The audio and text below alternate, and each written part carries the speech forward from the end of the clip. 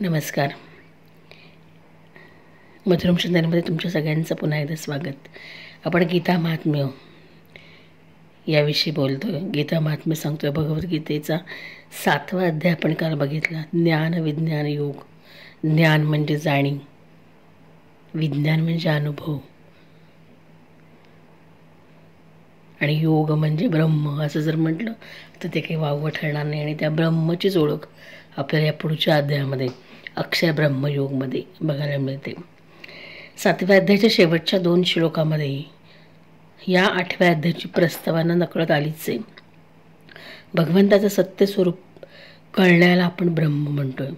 अध्यात्म कर्म याचंच तत्त्व समजलं गेलं आहे.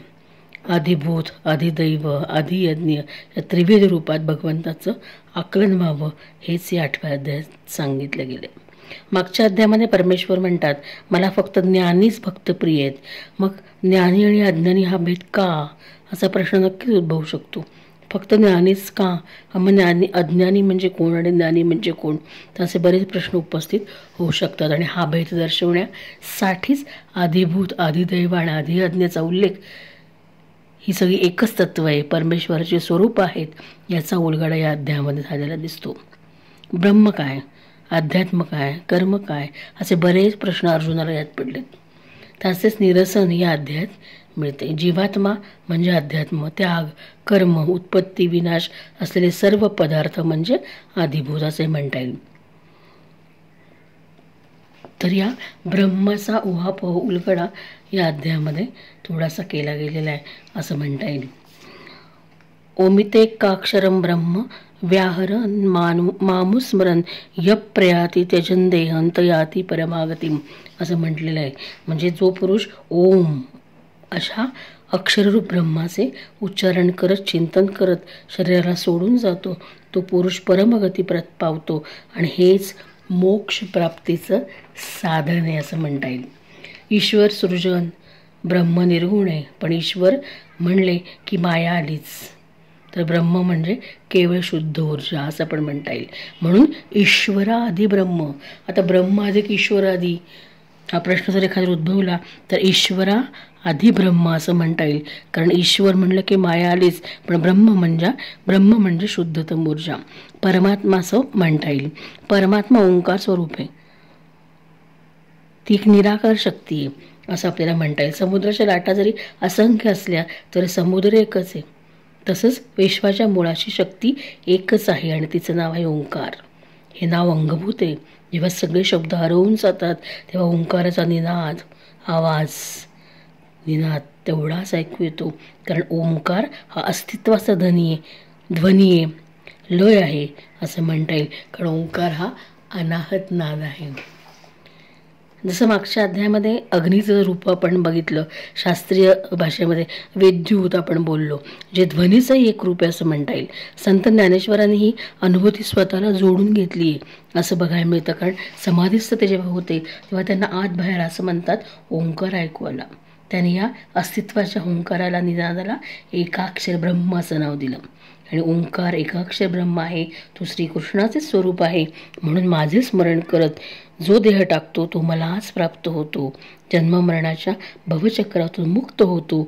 याचा उल्लेख या अध्यायाचा खरा दागिना आहे असं म्हणता येईल. एकाक्षर ब्रह्मची संकल्पना, ओंकाराची संकल्पना. ब्रह्म म्हणजे काय, मग ईश्वरादी की ब्रह्मादी, ज्ञान की अज्ञान, अशा बऱ्याच प्रश्नांचा भेद याचा उलगडा या अध्यायात आपल्याला बघायला मिळतो. अध्याय 7 आणि 8 जे आपण मागचा अध्याय बघितला, ज्ञान विज्ञान योग आणि आत्ताचा अक्षर ब्रह्मयोग मधले श्रीकृष्णाचा उपदेश मनाने आणि तार्किक भावनेने जर आपण जाणून घेतले तर 7व्या अध्यायापासून नीट लक्ष देते. एकूण भगवद्गीतेची रचना जी आहे ती 18 अध्यायाने गुंपलेली गजरा येतो. त्याच्यामध्ये पहिले 6 अध्याय, शेवटचे 6 अध्याय आणि मधले अध्याय असा विचार आपण केला तर लक्षात येतं आपल्याला नकळत की 7व्या अध्यायापासून ते 12व्या अध्यायापर्यंत गीतेचं सगळं सार आपल्याला बघायला मिळतं. त्याच्यामध्ये पहिले 6 अध्याय आणि जे शेवटचे 6 अध्याय आहे ते मधल्या अध्यायांचं कोंदणे, आवरणे त्यांना परमेश्वराने छान सुरक्षित ठेवले की काय असं नकळत विचार मला त्याला. बघा ना, खरंच आहे की नाही. 18 अध्याय गीतेचे, त्याच्यामध्ये पहिले 6 कर्मयोग सांगितले त्यांनी, नंतर शेवटचे 6 आणि आत्ता हे मधले 6 ज्याच्यामध्ये गीतेचा उपदेश खरा सुरू झाला. भक्तियोग आपण सांगतोय, भक्तियोग सुरू झाला. भक्तियोगचा अध्याय 12वा अध्याय आहे आणि हा त्याची जी पूर्वपीठिका आहे ती या 7व्या अध्यायापासून सुरू झाली. म्हणजे अध्याय 6 ते आपण म्हणूया किंवा 7 ते 12 हे अंगभूत असे महत्त्वाचं कोंदणी किंवा सुरक्षित ठेवलेत या 18 अध्यायांच्या मध्ये. श्रीकृष्णाने असं उगाच वाटून गेलं, भगवंताने त्यांना जणू सुरक्षित ठेवले की काय. आणि जो हे जाणेल तो भाग्यवानच म्हणता येईल. पण अंतःकाळी आपली मती चालेल अशा अवस्थेत ओंकारचं स्मरण आपल्याला का सुचेल असा पण प्रश्न एखाद्याच्या मनात येऊ शकतो. पण याचं उत्तर सुद्धा ज्ञानेश्वरच मिळतं आपल्याला, की ज्यानं माझं आयुष्यभर स्मरण केलं, जन्मभर सेवा केली, त्याचा परमेश्वरही ऋणी असतो. जसं आपण म्हणतो की तू मला ही मदत केली, मी तुझी ऋणी आहे. पण परमेश्वरसुद्धा ऋणी असतो आपला, की तो कधी आपली भक्तीसुद्धा फुकट घेत नाही. तो म्हणतो तू जर माझं स्मरण केलंस तर मी सुद्धा तुझा ऋणी आहे. आणि तेव्हा परमेश्वरच आपली सेवा करतो आणि आपल्याला अंतःकाळी आपल्याला त्याची आठवण करून देतो. सोहमच्या पिंजऱ्यामध्ये त्या देहाला त्याचं स्मरण करून देतो असंही म्हणता येईल. आपण फक्त त्या परमात्म्याचेच व्हावे एवढेच मनी असावे, हेच या 8व्या अध्यायाचे अक्षरब्रह्म अध्यायाचं फलित आहे का असं मला वाटलं. म्हणजे अव्यक्त अक्षरब्रह्माचं स्वरूप या 8व्या अध्यायामध्ये सांगितले.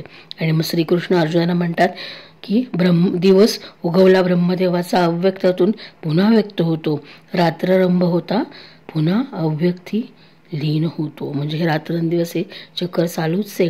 म्हणून ईश्वर अधिक ब्रह्मादी तर ब्रह्मादी असं आपल्याला म्हणता येईल. आणि अव्यक्त अक्षर जे असे परमगती त्यासी मिळे असं ते म्हणतात. म्हणजे या 8व्या अध्यायाच्या मार्फत त्यांनी अक्षरब्रह्माचं महत्त्व सांगितले आणि थोडक्यात मोक्षप्राप्ती मिळण्यासाठी शेवटच्या अंतापर्यंत त्या परमेश्वराचं स्मरण आपण करावं, करत राहावं. आणि असाच भक्त मला प्रिय म्हणून ते म्हणतात मला ज्ञानी भक्त प्रिय. ज्ञानी म्हणजे कोण? जो सतत परमेश्वराच्या नावाचं स्मरण करतो, परमेश्वराचं चिंतन करतो, तो ज्ञानी. असं सुद्धा आपल्याला इथं त्याचा भेद कळेल किंवा सांगता येईल असं उगाच मला वाटून केलं. थोडक्यात ही पूर्वपीठिका 8व्या अध्यायाची आपला मुख्य उद्देश आहे तो म्हणजे या गीतेचं महात्म्य 8व्या अध्यायाचं आपल्याला बघायचं आहे. म्हणजे थोडक्यात या अध्यायाद्वारे अक्षरब्रह्म अध्यायाद्वारे आपल्याला असं म्हणता येईल की आपल्या देहबुद्धीची आत्मबुद्धी व्हावी आणि देहात असतानाच निरंतर चिंतन करून आपण त्या परमेश्वराशी तादात्म्य साधावं. आणि मग असं असेल तर आपल्याला देहांताची चिंता करण्याचं काहीच कारण नाही. कारण आपली चिंता कोण वाहतो? तो परब्रह्म, तो परमात्मा, तो परमेश्वर वाहतो असंही म्हणता येईल का हो? नक्कीच. ती छोटीशी पूर्वपीठिका मी बघितली की काय असेल 8व्या अध्यायाचं. मग आता 8वा अध्याय का म्हणायचा गीतेचा? तर ह्याचा आपला मुख्य विषय भगवद्गीतेचं हे महात्म्य आपण सांगतो. अध्याय 8वा अक्षरब्रह्मयोग. मग भगवान शंकर येथे पार्वती देवीला म्हणतात, देवी आता 8व्या अध्यायाचं महात्म्य ऐक, हे ऐकून तुझं मन प्रसन्न होईल. मागच्या अध्यायात ते म्हणाले होते हा अध्याय ऐकला की तुला आनंद मिळेल. तर इथं म्हणता येते तुझं मन प्रसन्न होईल. बघा, एका शब्दाचे 2 रूप आहेत पण तरी अर्थ खूप वेगळा आहे. त्याच्यावर आपण बोलत बसलो तर खूप वेळ जाईल. ते दक्षिणेला त्याची कथा आपण ऐकूया. दक्षिणेला आमर्द कपूर नावाचं एक प्रसिद्ध नगर होतं. तिथं भावशर्मा नावाचा एक ब्राह्मण होता. त्याने गणिकेशी विवाह केला होता. तो मांस खाई, मद्यपान करी, चोऱ्या करी, व्यभिचार करी व शिकार करून प्राणहिंसा देखील करी. त्याचा स्वभाव क्रूर असून तो मोठमोठे मनोरथ करी. एक दिवस दारूच्या गुत्त्यावर भावशर्माने भरपूर दारू पिली आणि त्यामुळे काय झालं? अजीर्ण होऊन तो मरण पावला. त्याचं मोठं ताडाचं झाड बनलं. त्याला पुनर्जन्म मिळाला तो ताडाच्या झाडाचा. का असेल त्याचा विचार आपण परत केला तर थोडासा विषय अंतर, त्यामुळे इथे नको बोलूया आपण. त्या झाडाच्या दाट व थंड सावलीत ब्रह्मराक्षस झालेले पती पत्नी राहत. त्या ताडाच्या झाडाच्या सावलीमध्ये ते ब्रह्मराक्षस झालेले पती पत्नी राहत. आणि हा ब्रह्मराक्षस पूर्वजन्मी कुशिबल नावाचा ब्राह्मण होता. तो वेदांग वेत्ता, संपूर्ण शास्त्रांचा अर्थ जाणणारा होता. त्याच्या बायकोचे नाव कुमती असून ती नावाप्रमाणे असत्याचरणी होती. तो ब्राह्मण विद्वान असला तरी लोभी असल्यामुळं यजमानाने दिलेली म्हैस, घोडे, सोने इत्यादी मोठमोठी दाने घेई, पण एका कवडीचेही दान तो करीत नसे. कालांतराने मरण पावल्यावर ती दोघेही ब्रह्मराक्षस झाले आणि तहान भुकेने व्याकुळ होऊन ती पृथ्वीवर भटकत भटकत या ताड वृक्षाखाली येऊन तिथेच विश्रांती घेत राहू लागले. एके दिवशी पत्नीनं पतीला विचारलं, नाथ, आपली या ब्रह्मराक्षस योनीतून मुक्ती कशी होईल? आपलं दुःख कसे दूर होईल? तर ब्राह्मण म्हणाला, ब्रह्मविद्येचा उपदेश, अध्यात्म तत्वाचा विचार आणि कर्माचं ज्ञान याशिवाय या संकटातून आपली मुक्तता होणं अवघड आहे. ती कशी होईल? पत्नीने विचारले, की तद ब्रह्म, की महात्म्यन, की कर्म पुरुषोत्तम. ब्रह्म म्हणजे काय? अध्यात्म कशाला म्हणायचं? आणि कर्म म्हणजे काय? जसं मगाशी आपण बोललो की वरील संस्कृत वाक्य गीतेच्या 8व्या अध्यायातील अर्धा श्लोक आहे, जो आत्ता मी बोलले, जे भावशर्मा ब्राह्मणाने ताडाचं रूप सोडून मूळ रूप घेतलं आणि या श्लोकार्थाच्या श्रवणाने त्याचं अंतःकरण शुद्ध झालं. म्हणजे पत्नीनं जेव्हा विचारलं, या श्लोकाचा उल्लेख केला, तेव्हा वरील संस्कृत हा जो श्लोक आहे तर या गीतेच्या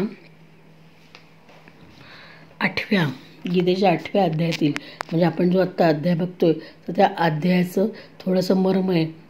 कारण गीतेच्या 8व्या अध्यायाची सुरुवातच त्या श्लोकाने होते, किम तद ब्रह्म, किम मध्यात्मम, किम कर्म पुरुषोत्तम अधिभूतम च किम प्रोक्तमधि दैवम किमुच्यते.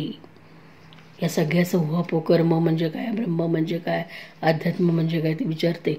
आणि जेव्हा या संस्कृत वाक्याचा अर्धा श्लोक नुसता ऐकला तरच भावशर्मा जो ब्राह्मण ताडीचं रूप घेऊन उभा होता तर तो मूळ रूपामध्ये आला आणि या श्लोकार्थाच्या श्रवणाने त्याचं अंतःकरण शुद्ध झालं आणि तो पापातून मुक्त झाला. तसेच ते पती पत्नी मुक्त झाले. त्यांच्या तोंडून सुदैवानेच हा अर्धा श्लोक बाहेर पडला होता. तेवढ्यात आकाशातून एक दिव्य विमान आलं आणि ते दोघे त्या विमानात बसून स्वर्गलोकाला निघून गेली. त्यानंतर त्या बुद्धिमान भावशर्म्याने आदरपूर्वक तो अर्धा श्लोक जो होता 8व्या अध्यायाचा पहिला श्लोक येतो तो पानावर लिहिला आणि ते बरोबर घेऊन तो देवाधिदेव जनार्दनाच्या आराधनेसाठी मुक्तिदायक काशीनगरीस गेला. तिथे त्या उदार बुद्धीच्या ब्राह्मणाने कठोर तप करण्यास सुरुवात केली.